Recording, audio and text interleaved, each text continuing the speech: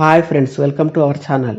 గుర్ర జూన్లో థియేటర్లలో రిలీజ్ అయిన ఈ మలయాళం మూవీ ఇప్పుడు డిస్నీ ప్లస్ హాట్స్టార్లో తెలుగులో అందుబాటులో ఉంది భయ్య. రన్ టైం వచ్చేసి 2 అవర్స్గా ఉంది. రియల్ ఇన్సిడెంట్స్ని బేస్ చేసుకొని ఈ మూవీ తీశారు. కామెడీ డ్రామా మూవీగా చెప్పవచ్చు. కాన్సెప్ట్ ఓరియంటెడ్ మూవీస్ ఎక్కువగా మలయాళంలోనే చూస్తాం. అందులో కొన్ని మూవీస్ బాగా కనెక్ట్ అవుతాయి, మరికొన్ని మూవీస్ యావరేజ్గా ఉంటాయి. మరి ఈ మూవీ విషయానికి వస్తే ఎలా ఉంది అనేది తెలుసుకోబోయే ముందు మన ఛానల్ని సబ్స్క్రైబ్ చేసి కొంచెం సపోర్ట్ ఇవ్వండి భయ్య. నచ్చితే లైక్ చేయండి.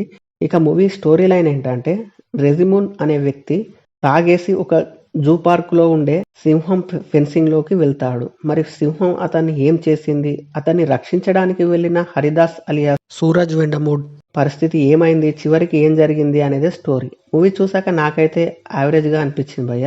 కాన్సెప్ట్ ఇంట్రెస్టింగ్గానే ఉంది, కానీ స్లోగా కొన్ని సీన్స్ బోరింగ్గా అనిపించాయి. మూవీ స్టార్ట్ అయిన ఒక 30 మినిట్స్ తర్వాత నుండి మెయిన్ కథలోకి వెళ్తాం. రెజిమున్ ఇంకా హరిదాస్ వాళ్ళిద్దరి మధ్య వచ్చే కామెడీ కొంతవరకు కనెక్ట్ అయిందని చెప్పవచ్చు. చిన్న పాయింట్ని బేస్ చేసుకొని లాగదీశారనిపించింది. సింహం కాన్సెప్ట్ మొదలైన తర్వాత నుండి కొద్దిగా ఇంట్రెస్టింగ్గా సాగుతుంది. కామెడీని ప్రధానంగా తీసుకున్నారు, కానీ కామెడీ ఎక్కువగా వర్కౌట్ అయినట్టు అనిపించలేదు.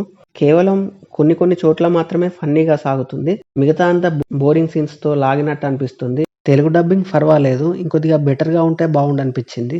అడల్ట్ కంటెంట్ ఏం లేదు, ఫ్యామిలీతో చూడొచ్చు. సింహంతో వచ్చే సీన్స్ పిల్లలకు బాగా కనెక్ట్ అవుతాయి అనిపించింది.